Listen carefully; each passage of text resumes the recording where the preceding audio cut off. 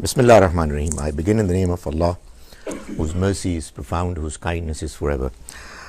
Because I am interested that what I am going to speak on should be followed by questions, I'll try to be as brief as possible. The role of Hadith in understanding Islam. The first important question which every thinking Muslim as well as non-Muslim must ask is, where does the message of Islam originate from? The answer is that the message of Islam that we get is from the Prophet of God, God's mercy be on him. He is the only source of religious knowledge that affects, influences us in religion. He gave the message of Islam in two forms. One was the Quran, which is the text, the word of God, and the other the Sunnah, which are the religious practices that the Prophet performed and he was emulated by his followers. So the religion of Islam is primarily based on these two sources. The two sources are what we call authentic. What it means is that now that we are distanced by something more than 1400 years from the Prophet, we still feel comfortable and confident that what we have in the name of Islam is the very same message that was given to us by the Prophet. And how this confidence on the authenticity of the message came about, because the message, the way it was delivered, satisfied two conditions, was up to two criteria. One criterion is the criterion of ijma, unanimity. The Quran as well as the Sunnah, like prayers, formal prayers, they were agreed upon by the entire group of the first generation Muslims, the companions of the Prophet. Likewise was the case with the Sunnah, like prayers, fasting, Hajj, and many other religious practices. The Prophet, may God's mercy be on him, performed them, and he was followed and emulated by all others. So there was complete agreement across the entire first generation. That agreement, ijma, was transmitted through a process which was uninterrupted. There was no gap whatsoever, which is what is called tawatur. So these two twin criteria of ijma and tawatur help us in feeling confident. Whether one believes in the message to be from God or not, one cannot reject the claim. They're both coming from the man who claimed to be the messenger of God in a way that we are confident that there have been no changes, alterations that have inserted, polluted the original message. So unanimity and uninterrupted continuity in the Quran and Sunnah is what makes them authentic. Where did Hadith come from? Quite often it so happens that Muslims, they think that Sunnah and Hadith are the same. Both expressions are used synonymously. The fact of the matter is that Hadith emerged quite naturally. The Prophet was the most important person for Muslims. He was the model of practicing Islam, belief in Islam. He explained Islam. No matter what he did was of utmost significance to Muslims. And therefore, no wonder what he said and what he did was taken seriously by those who were around him. And how is it possible that they would not have transmitted information that people got from him, perceived, to the next generation? So this process of Hadith coming from the first generation to the next generation happened naturally. If you hear a lecture or you see something important, some incident taking place before your eyes, how is it possible to stop you from sharing it with others? So it was natural that whatever the Prophet was doing, whatever he was saying, whatever was happening around him was observed by some people and communicated to the next generation. So that is exactly what happened in the case of Hadith. It happened naturally.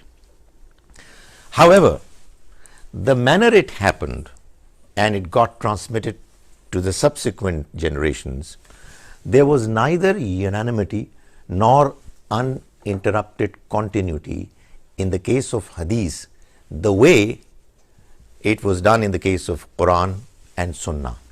So, for one thing, not everybody transmitted what the Prophet, may God's mercy be on him, said or did. In actual fact, there can be no one particular companion about whom you can say that he or she observed and heard everything that he said and did. Some people quite naturally heard a few things that he said, others heard others, and some of them, not all of them, not the majority of them, some of them chose to, and we are very grateful to them, chose to transmit, communicate that information that they observed to the next generation. But obviously, we are not talking of all of them doing it, like it happened in the case of the Quran, like it happened in the case of prayers, salat like Sunnah. Some people transmitted some information that they observed. And it was not available to everyone in the first 2 centuries. This information reservoir of knowledge, very important, was critically examined, tested for authenticity, and presented in compiled book forms in the 3rd century Hijrah, which really means that Hadith, this information about the Prophet, may God's mercy be on him, his history, was most certainly available in the first 2 centuries of the Muslim history, but it was available to only a few people. Well, my guess is probably 5% of them, but not to everybody, like it was the case with the Quran and with the Sunnah. Now, what happened was that some scholars realized, they felt that it's extremely important that the information that is in circulation in the name of the Prophet should be first tested, checked for its authenticity, and then we should present our understanding of the fact as to whether we believe that the information is reliable or not. So there were many Hadith scholars who emerged in the 3rd century Hijrah. We know some of them are very well known, Bukhari, Muslim, we know Sahih Sitta, but there were many others. And what they primarily did was that they applied a few tests. They had a few criteria in order for them to decide as to whether a certain piece of information claiming to be originating from the Prophet, is it reliable or not? And they looked at, there were 2 criteria that were primarily put across. One is the criterion of riwayat, sanad, isnad, whereby the individuals who were involved in transmitting the message were checked. You see, for instance, in the 3rd century Hijrah, Imam Bukhari claimed that I have heard that the Prophet, may God's mercy be on him, said such and such thing. He doesn't make that statement alone. What he says is that I heard it from D, and D heard it from C, and C heard it from B, and B heard it from A, and A heard it from, for instance, Abu Huraira radiyallahu anhu, that the Prophet, may God's mercy be on him, said such and such thing. Now, how should we feel confident that A, B, C, D said the right thing. All that could have been done was that their character, their memory, their knowledge, and the possibility of D meeting C and C meeting B should be checked. And that is exactly what they did. And to the best of their knowledge and to the best of their sincerity, they came to the conclusion that these people are reliable. And therefore, this piece of information should be considered as reliable. There can never ever be complete 100% certainty that can be declared about such pieces of information. However, as best as was possible for humans to do, they did their job. And this was the criterion of riwayat. Likewise, there were some scholars who also applied the criterion of darayat. So they looked at the question as to whether the piece of information which is claiming to be emerging from the Prophet was consistent with the Quran, Sunnah and other Hadith, and also with common sense. So that's how the work of Hadith proceeded, and it became well known, and people were extremely impressed by the amount of work that they did, the sacrifices that they made, the kind of honesty that people came to learn about in the task that they were performing. And therefore, gradually, this work became very popular, and it attracted the attention of a large number of Muslims. But what are the problems with these? Despite the immense popularity of Hadith and the fact that it indeed is a very impressive area of learning, understanding, one might say that probably no other community has done as much of hard work and research in trying to find the authenticity of information as these people have done in the case of Prophet, may God's mercy be on him. The fact of the matter is that unlike the case of the Quran and Sunnah, this piece of information, this reservoir of knowledge has certain problems, weaknesses. For instance, when narrations are mentioned, it's not exactly the word of the Prophet, it's the words of the narrators that we come to learn about. When you will make an attempt to tell somebody else what I have spoken, please don't do it. You will not speak my words. You will tell people better than what I have done. But it's not going to be my words.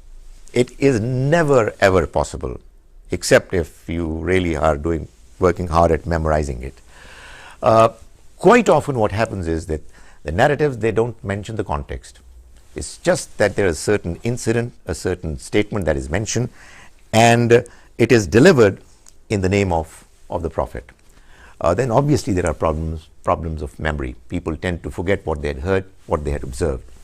And it also happens that a statement is made, but the person who is hearing it or the subsequent narrators are not able to understand what it was. And therefore, they communicate to the next generation, they communicated it to the next generation the way they understood it. So, all these problems, which are quite natural, human problems, they're all there, potentially there, when you are trying to understand Hadith and use it as an information for understanding religion. It resulted in sometimes conflicts with the Quran. You have a piece of information which is saying one thing, and you have the Quran, the book of God, saying quite another. Then the same incident described differently. You have absolutely the same incident, and there are two or more narrators who are talking about it. A large chunk of the description is absolutely identical, but then you find that there are serious differences in some aspects of the description of incidents. That's another problem. And then opinions of narrators also creep in. Everybody has her opinions, and they also sometimes find a place in the description which is attributed to the Prophet. Now, what then is the role of Hadith? Cutting a very long story short, the advantages, the value of hadith on the one hand, the difficulties, the problems in hadith on the other. Hadith seems to be, that's what our understanding is, an important reservoir of information, but it is not the original part of the Islamic message. The core Islamic message is in the Quran and Sunnah, which were made authentic, reliable, 100% certain the way they were transmitted by the Almighty Himself, by the Prophet, may God's mercy be on him. Hadith is a footnote. So you have a text and you have footnotes of the text, which I'm sure you all go through them, which always must agree with the text. So what I'm saying is that hadith does shara of the Quran and it gives farah of the Quran. Now what do they mean? The role of hadith, an example of shara, this is what I omitted, is that there is a famous hadith that the Prophet ﷺ said, Al-Aimmatu min Quraysh. Quraysh are going to be the leaders of Muslims after me. They will be at the helm of the affairs. It's a vastly, it's debated quite a lot amongst the scholars. What we understand is that it was a simple explanation of the principle that is mentioned in the Quran in Surah Shura, Amruhum Shura Bainahum. That is, Muslims, they decide all their matters through mutual consultation. If they agree by vast majority or completely, it's done. Otherwise, it's the majority of them. If one group outnumbers the other, their view is going to be taken as the decision.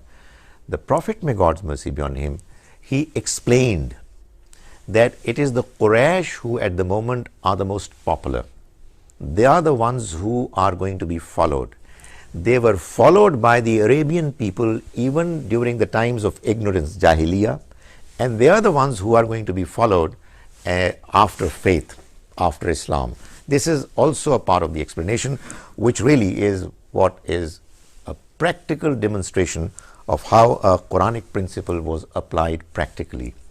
Then there are a number of mentions in the Quran.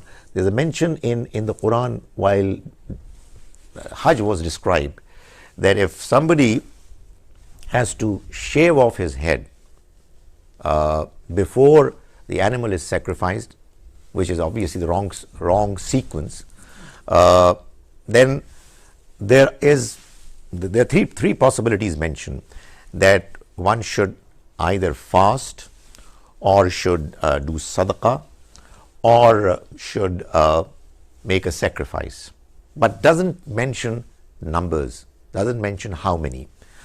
Hadith makes a mention of it, which is something mentioned in the Quran but not in clear numbers. It has been described and clarified in hadith. This is another example. The example of farah, inference, I just give two. Hadiths that tell us that shortening of prayer, qasr, is allowed even when you aren't in a state of fear. The verse 101 of Surah An-Nisa mentions that you are allowed to shorten your prayers if you are traveling and you are in a state of fear. Now, we find in hadith that the Prophet, may God's mercy be on him, did qasr even when there was no outside fear that was threatening. Now, the inference is that when you are in a state of fear, you cannot focus, you cannot concentrate on your prayers. This is something that can also happen when you are traveling and you are uncomfortable. You cannot fully have the attention that is desired in normal prayers. So this was by inference applied in the case of other prayers when you are traveling. The mention in hadith of the people who were in a state of ihram and were allowed to eat the meat of animals that were hunted. It is mentioned in the Quran that when you are in a state of ihram while going for Umrah or Hajj, you cannot hunt. There was a case whereby some companions were in the state of ihram, others were not. Those who were not in a state of ihram, they hunted and used the meat of the animals and invited their friends who were in state of ihram to have meals with them. They were unsure. When the Prophet, may God's mercy be on him, was asked as to whether it was allowed for them to consume meat that was hunted, even though they were in a state of ihram, and they didn't hunt, he asked one question: did you help your friends while they were hunting? They said no. He said, then you can consume. That is, you should not have involved yourselves at all in the act of hunting. If you didn't do it, then the meat which is offered to you by somebody else is okay for you. So there are numerous examples in Hadith wherein what you find is actually linked with the Quran, and the link is in the category of inference drawn. Examples, in my understanding, of incorrect understanding through Hadith. It is mentioned that you kill the one who believed and then didn't believe. If you look at the Quran, this mention of killing is only in the case of when a messenger of God completes his prophetic mission and the message is delivered most clearly and convincingly, and yet there are some people who insist that they are not going to believe and they go on to oppose. The Quran tells us that there is a law, there is a policy, there is a sunnah of the Almighty, that all messengers, their nations who rejected them, were met with God's punishment either through one natural calamity or another, or through the swords of the companions. There was therefore this statement as well, which was an extension of the same law, that if somebody during the lifetime of the Prophet apparently believed to save his her skin and then disbelieved, then the same law would apply. Muslims, many of them, based on Hadith, have generalized it, universalized it.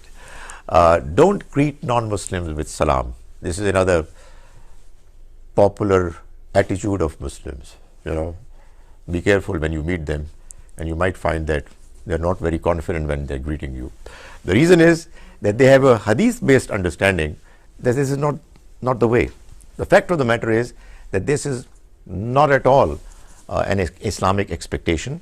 This was an expectation which was mentioned at a time, as I said earlier, when the message had been communicated most convincingly and the deadline had come for those who rejected to be punished. And this was one of the stipulations which was not meant to be generalized, but people, because they take Hadith as an independent source of Islamic learning, they have generalized it, and you can see it in their behavior. I have been sent to fight them until they say La ilaha illallah. That is, there is another Hadith which people mention, more particularly those who are militants, that the Prophet, may God mercy be on him, said, I have come to ensure that this message dominates over all others, and I'll keep fighting them. This again was based on the same law that has been mentioned in the Quran, which was meant to be applicable to the Arabian Peninsula, to the nation who received this message from the messenger directly. Now, obviously, whatever was mentioned was stated by the Prophet, and it was taken and transmitted to the later generations. And when it was taken without any context, then obviously it had its consequences, which we are still facing and going through. This is your subject, Riba al-Fadl. It is a complete confusion as far as I'm concerned. I'm sure that she's looking at it from other angles as well. But my understanding and conclusion is that it was again a problem in transmitting some words from one narrator to another. Riba is only one, and this understanding emerged only as a consequence of some problem in transferring information from one person to the other. By the way, riba al-fadl is actually, riba nasiya is that the interest or riba that we know of. There is a time lag and you demand more than the principal amount. But in riba al-fadl it said that it happens even when you are exchanging commodities on spot. So, what does it mean? I don't know. But I'm absolutely clear that there was a problem of communication between two narrators that caused it to happen. The one who doesn't take risk can't take benefit. That's another, misunderstanding, and that's why you have this understanding that if you don't have interest in your banking system, then it should be replaced by profit and loss sharing. You cannot just share in profits, because it is said that if you don't take risk, you can't take benefit. Prohibition of images of living beings and music. Many Muslims believe that images of living beings are not allowed. But they're very keen to take selfies and all those stuff, now. And they come up with all sorts of explanations. But the fact of the matter is that the images that were there for the purpose of being worshipped were condemned, were eliminated, and it was generalized simply because of the fact that the context was not understood. Likewise, all sorts of music people enjoy, but otherwise believe that music is haram in Islam. The fact of the matter again is that the music which causes the emotions, base emotions to be stirred is what was declared haram. That is what emerges from the Quran. Otherwise, the Quran says that all beauty, all kind of beauty is not just halal. The Almighty has created it for you. It's only the one which is obscene, the one which causes you to ascribe partners with God, the one that would harm others, etc., that has been prohibited. Now, that was applied during the time of the Prophet in the case of the music that was prevalent there, belonging to that category, but it was generalized. And description of reward and punishment in the grave is another area, but I would just skip it and would just summarize what I have said. The message of Islam is preserved in the two authentic sources of Quran and Sunnah. Both qualify the test of authenticity. Both have come down to us in a way that they satisfy the conditions of unanimity, ijma, and uninterrupted continuity, tawatur. There was, however, a third source of religious information too that emerged quite naturally. It was the record of the Prophet's life reported by individuals of the first generation to the individuals of the second generation, and so on. It was the record of the Prophet's life which carried both religious and non-religious information. That was checked for its reliability by some scholars, mostly in the 3rd century Hijrah. Books of Hadith thus emerged in the 3rd century Hijrah with varying degrees of authenticity. There were two criteria applied to check whether the text of Hadith was acceptable or not: reliability of narrators, the criterion of riwayat, isnad, sanad, and acceptability of the text, the criterion of darayat. Many Muslims have erroneously considered Hadith as an independent source of religious knowledge. As a result, they employ Hadith to derive religious conclusions. The correct position of Hadith, though, is that it should be considered a footnote explanation of the two original sources of the Quran and Sunnah. When Hadith is taken as an independent third source of religious learning, the religious understanding that emerges on many important issues is very different from the religious understanding that emerges from taking Hadith as a footnote of the two original sources. Just ignore this part. Thank you very much.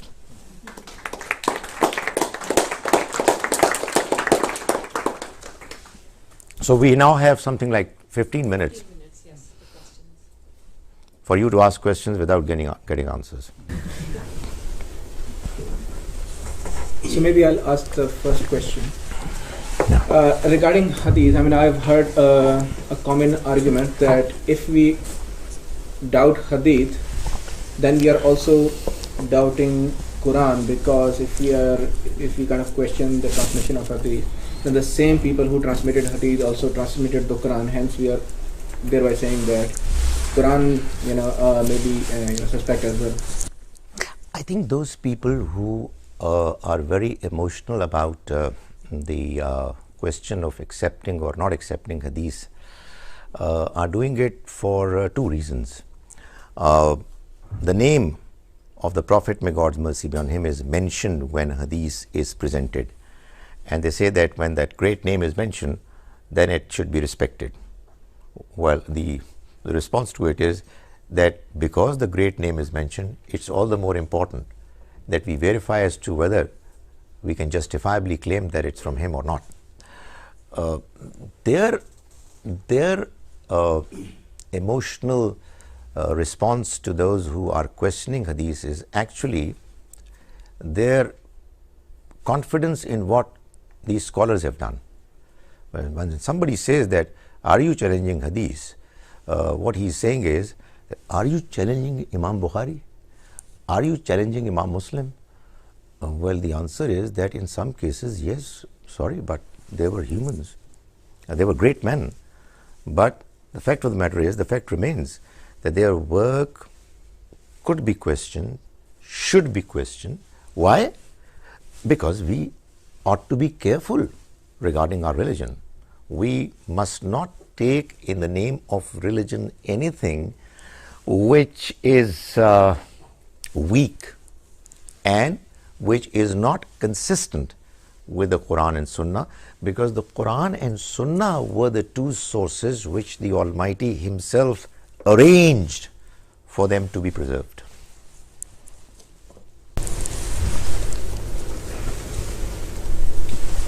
Can I ask a question then about Sunnah and Hadith? Because, you know, while growing up, and I'm from Pakistan, that's where I grew up, and often, you know, the word Hadith and Sunnah, they use interchangeably. And I think one of the things that, you know, your research and Mawrid Institute's research has done is kind of separate the two and give a clear definition. Could you then tell us what is included in the Sunnah, as opposed to, you know, we know Hadith is vast literature, but what is included in the Sunnah? All those religious practices which the Prophet, may God's mercy be on him, performed, and his followers, the first generation, they knew that it's a part of the package of religion that is being given to them, like prayers, 5-time prayers, Jummah prayer, funeral prayer, the rites of funeral, you know, washing, bathing the dead, giving kafan, clothing the dead, burying the dead, the prayers of Eid, fasting, Hajj, zakat, animal sacrifice. You know, our brother, he greeted with Assalamu alaikum, wa alaikum assalam. You sneeze and you say Alhamdulillah, Yarhamakullah. Lots of practices. Those practices are of the nature that you create a new Muslim community anywhere in this globe. Even go to the moon and you do it there. All those sunnah would emerge. You will have a masjid, it will be directed towards the Kaaba, and so on and so forth. People ask, if you doubt hadith, and probably doubt is not the right word. I've explained it, why hadith has to be looked at from the angle that I'm suggesting. If you doubt it, where then did you get your prayer from? And people who ask this question forget that they too never learned their prayer from books of hadith. They learnt it from their parents, from the masjid, by looking at other people praying. It is another matter that when the Prophet's life, his conduct was described by companions, and it got down to the books of hadith, it was quite natural that, quite apart from many other practices, prayer was also mentioned. How could it have been omitted? But that is one thing, and it's quite another that you claim that we got our prayer from hadith. So what were the people in the first 2 centuries? What were Muslims doing then when there were no books of hadith?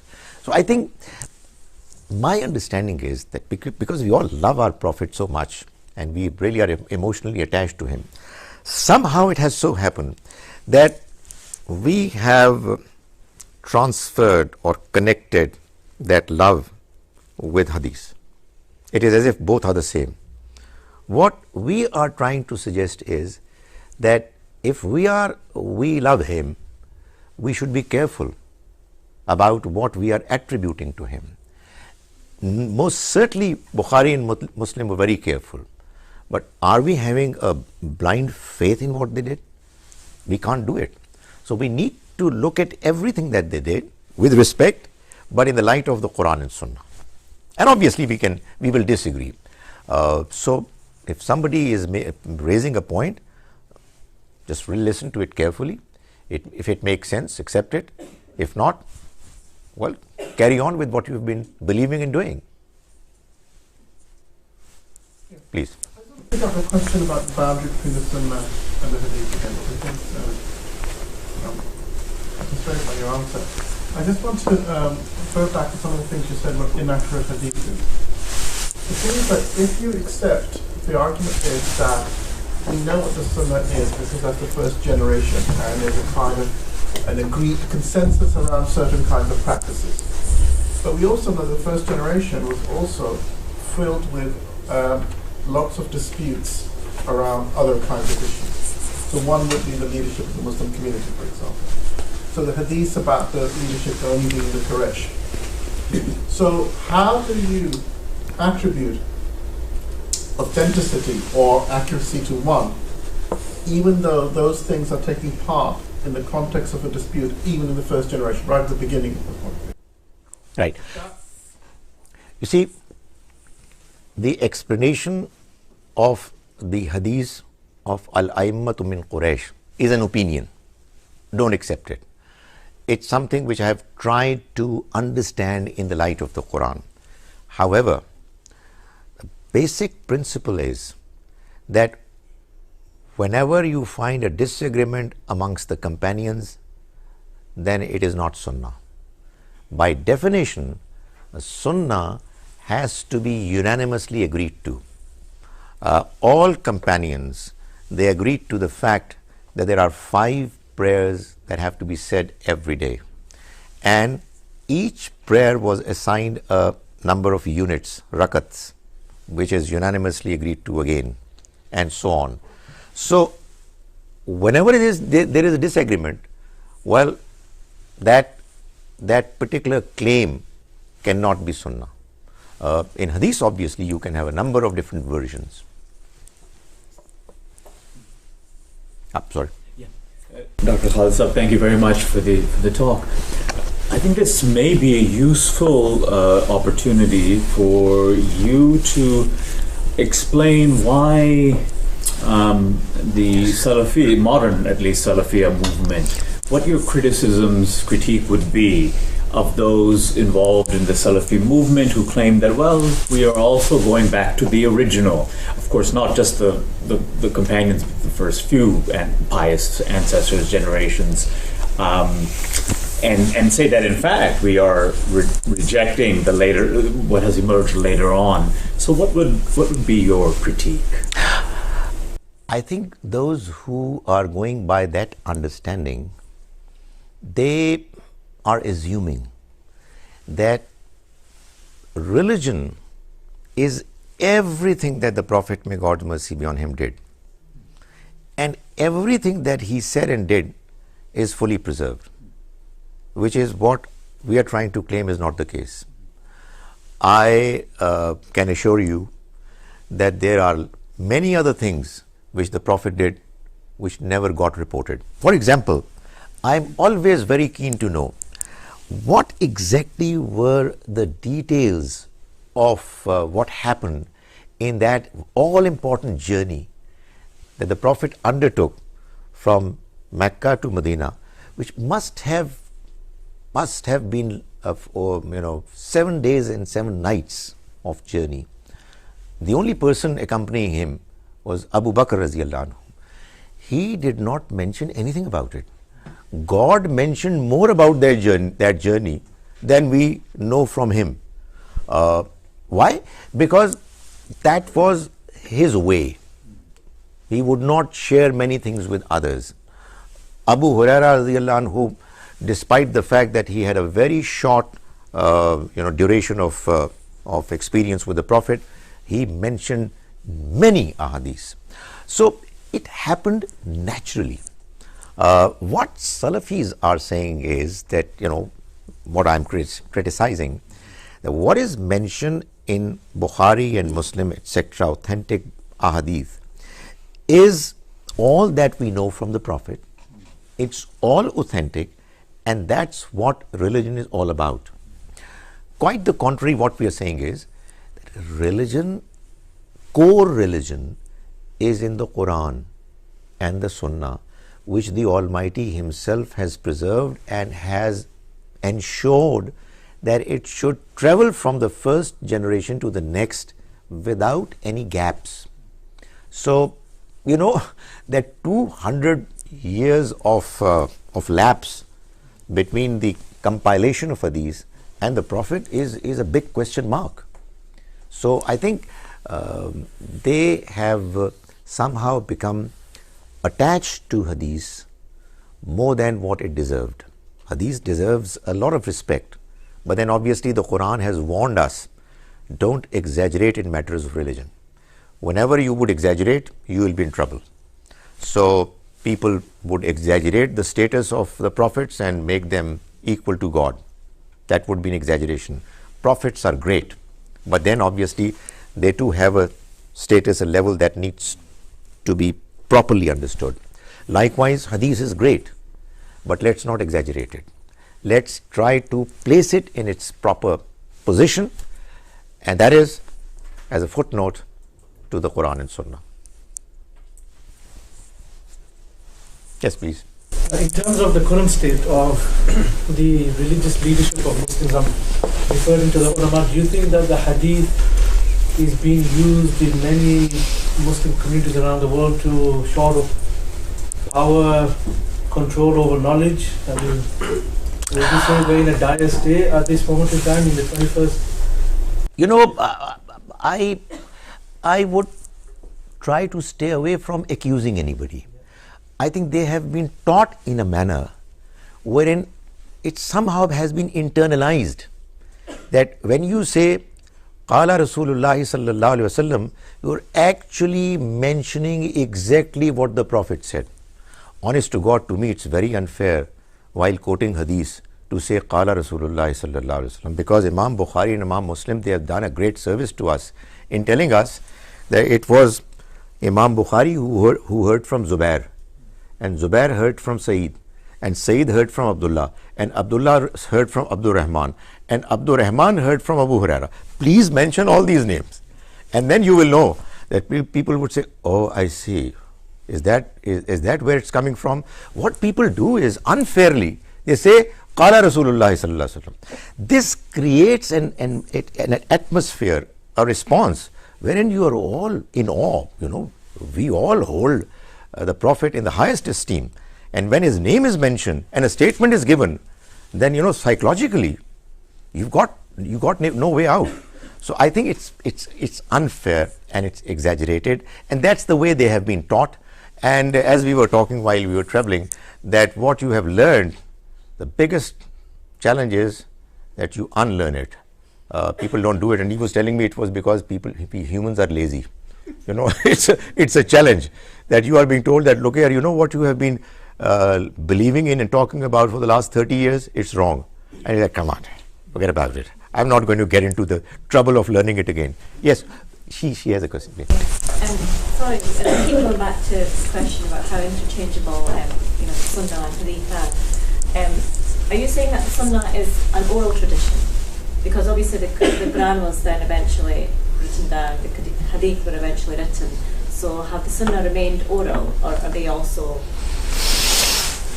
Sunnah is completely distinct from Hadith. Sunnah is practice. The Prophet ﷺ prayed, let's say Maghrib prayer. People prayed behind him.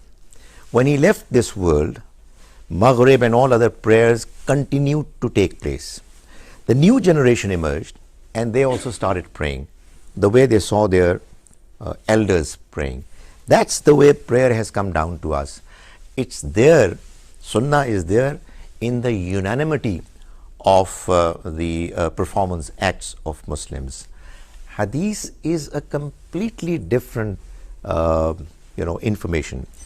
It was transmitted verbally, and for the first 200 years or so, it was only, except for a few exceptions where Mawta Imam Malik was there, and there were some people who also wrote it down, but by and large, it was transmitted verbally, written down in books in the 3rd century Hijrah, and it was all information, it was all words, it was the history of the Prophet.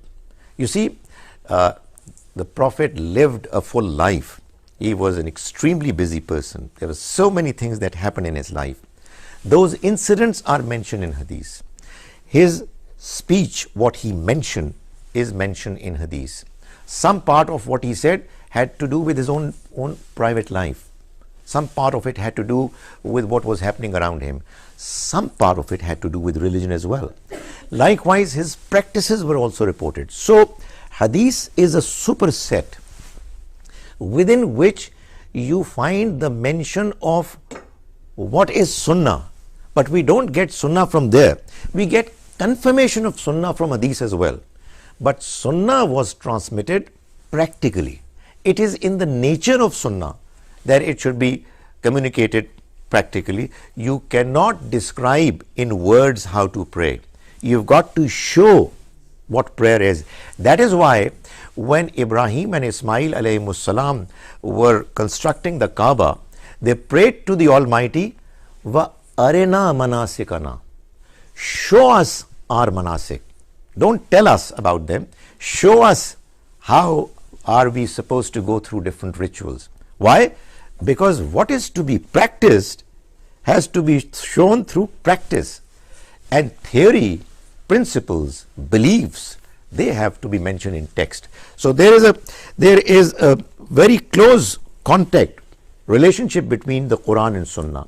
The Quran mentions that you pray and doesn't go on to describe what prayer is because it's already happening.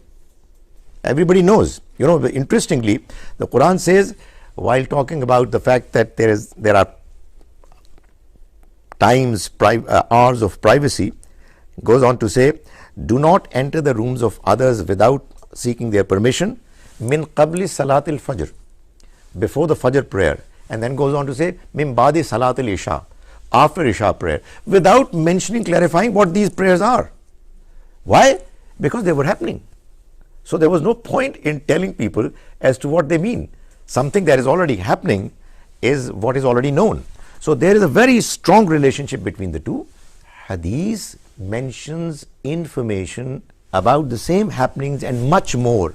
What was observed by some people, I repeat, some companions, not all of them. And they also communicated only what they felt like communicating. I just to alarm you or give you another perspective. What is mentioned in Bukhari and Muslim, I personally feel absolutely confident that this entire information was not even known to Abu Bakr Raziyallahu anhu, because he had interaction with the Prophet on some occasions, but not on all occasions. He must not have been present on some occasions when there were others who were present, who saw certain things happening and they reported. How can this be an absolutely essential, vital part of religion?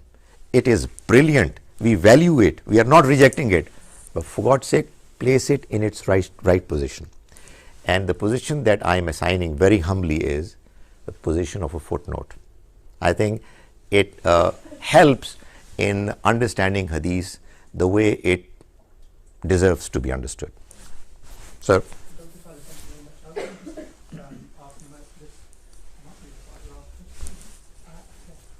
There was a hand raised there, yeah, and there as well. How is it possible that you talk about Hadith and talk controversial stuff about Hadith and people don't ask? No, sorry. There's huge ecumenical value in the thesis that you presented today, especially as Hadith is being used to justify so much division. And less there's a fear that your presentation and separating Hadith from Sunnah is to further fragment. Actually, can you speak a little bit more about the ecumenical potential of your thesis?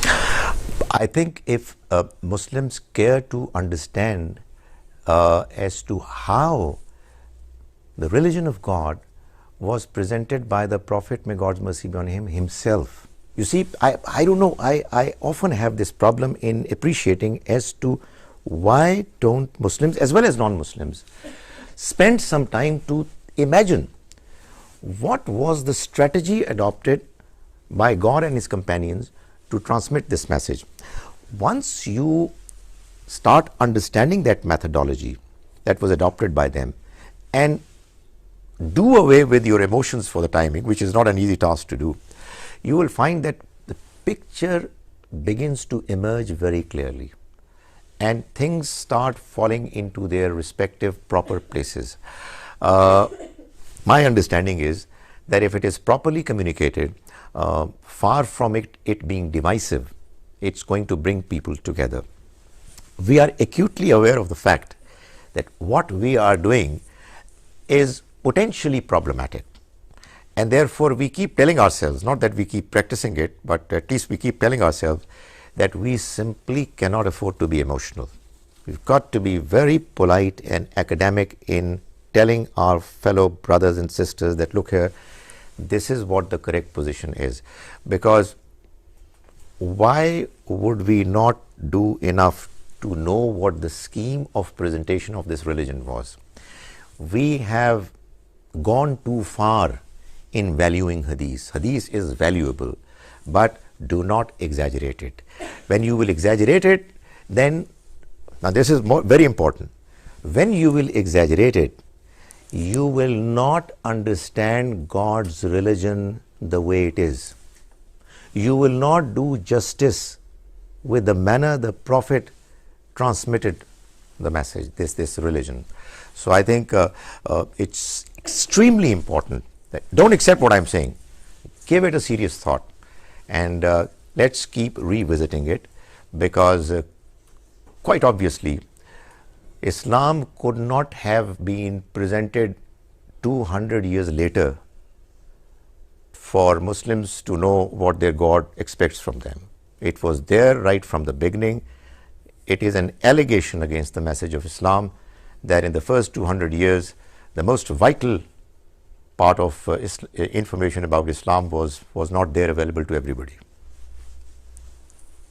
You would, yeah. Sunnah is backed up by ijma and tawatur, like you were saying. And how do you reconcile the existence of divergences in one practice, so like the existence of madhabs? Right. Mazhabs are based on a number of factors, one of which is differences in practices. So your question, obviously, in response to my lecture, is relevant to that part. You see, let's talk about prayers. The formal prayer salat has two components. One was made binding, the other was non-obligatory. The binding part is absolutely, completely agreed upon by all Muslims. The non-binding part is understandably is what people disagree about. Rafa Yadain, for example, was made non-obligatory. It seems that the Prophet, may God's mercy be on him, did it, and on occasions he didn't do it. All that you can debate is whether at the later part of his life he was doing it or not doing it, or whether he did more of Rafa Yadain or not. Likewise, holding your hands here or not at all, and many other practices. So Sunnah is not all obligatory. One part of Sunnah practices was made binding and obligatory, the other was not, and therefore there are differences in the other. I'll give you an example. You see, animal sacrifice after Umrah was also a part of religion, something which probably the Ummah has forgotten, but it was not obligatory.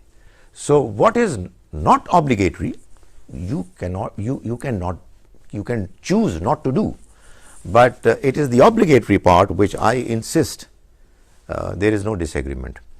So much so that, the famous, the big, most prominent two groups, Sunnis and Shias, there is a difference in the manner they pray, but the Shia prayer is also 5 prayers. What they do, their opinion is that the two can be joined together, which Sunnis also do when they do qasr. So there is no disagreement. The best example probably is Hajj. There is no mention of the fact that Hajj begins with 8th of Zulhajj in the Quran. But it starts from there. It couldn't have gone wrong. There has been no gap of even 1 year. And it was happening right from the beginning, at least from the times of Ibrahim alayhi salam. Likewise is the case of all practices.